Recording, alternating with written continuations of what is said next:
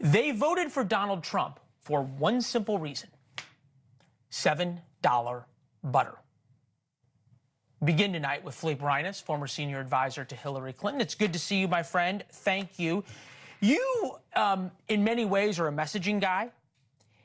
Is it time for Democrats to give up the idea that they can beat Donald Trump by telling voters over and over again how awful he is? Well, I want to unpack it because there was a lot going on in the previous packages. I'm going to start with saying Susie Wild should demand a better nickname, but congratulations to her for being the first woman chief of staff. It's overdue. I would say, should we congratulate Donald Trump for appointing the first woman chief of staff? We lost, okay? We lost. I'm going to start with the fact that in terms of recognizing why something happens is to admit losing, which Kamala Harris did inside of about 12 hours, which Donald Trump has not done for 4 years. So let me just get that out of my system. There's a lot to look at here. Donald Trump won decisively. The people spoke, the people even hollered. But this conflation between the extremes of names he's being called and everything being hunky-dory is very odd to me. I know you well enough to know that this is not, you don't think everything he does is great. You might not think it's the end of the world, but everyone who looks at Donald Trump, even people who support him, say, I wish he went about it a little differently. And, you know, people are allowed to feel threatened by him. If, you know, when you say there are good people on both sides of something, that's not funny. You know, and his people will say for years, that's not what he said. It is what he said. We saw it. We heard it. Except the Nazis. Even come on. Even Snopes debunked it. Hold on. I think you're onto something important. 7 years later. You're onto something. Okay, hold on. You're onto something important here. Don't mess it up by going back to Charlottesville. What you're onto is that there's a lot of Americans who have real problems with how Donald Trump acts.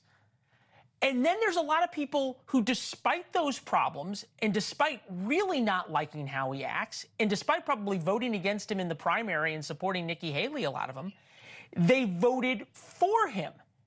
And that is what my question is. How do you explain those people? I get it, why he won in 2016. I also get why he lost in 2020, which gets glossed over. And I get why he won this year. The things that people like about him, whether it's how he wants to deal with the economy or how he wants to deal with immigration, that makes sense. There are things he says about immigration that people I know, including myself, agree with.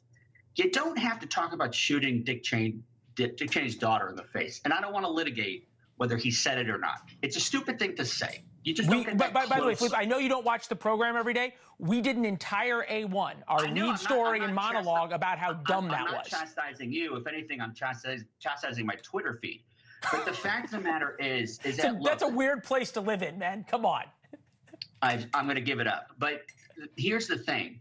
The right, or whatever you want to call this 80 million, 72 million, whatever it is, they resented the hell out of being portrayed as a caricature for 4 years as being racist, as being extremist.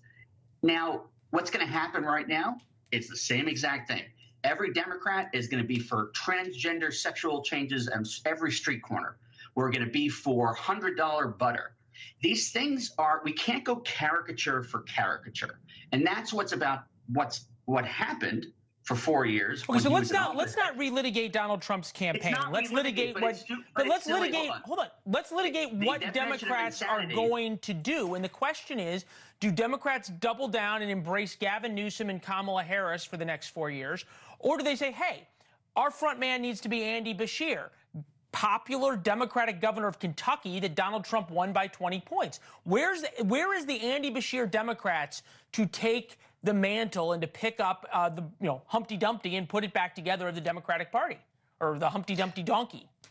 You know, look, Donald Trump is a once-in-a-generation phenomenon. That's the best way I can put it. We will not be facing him in 4 years. Hopefully he will realize that he has to stop and leave. So it's a matter of facing, most likely, J.D. Vance.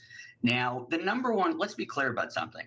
The number one issue is what you pointed out is butter. Okay? People don't want to be paying whatever the price is of butter when it's normal versus $7, or preferred, as Donald Trump would cite, bacon. All right? If the economy was better now, if people weren't still feeling inflation, then I don't know that he would have won. You know, he's not infallible. I know you jump every time I say 2020, but he lost for reasons. And the reasons I never said that he. national. Thanks for watching. Go to joinnn.com to find NewsNation on your television provider. And don't forget to click the red subscribe button below to get more of NewsNation's fact-driven, unbiased coverage.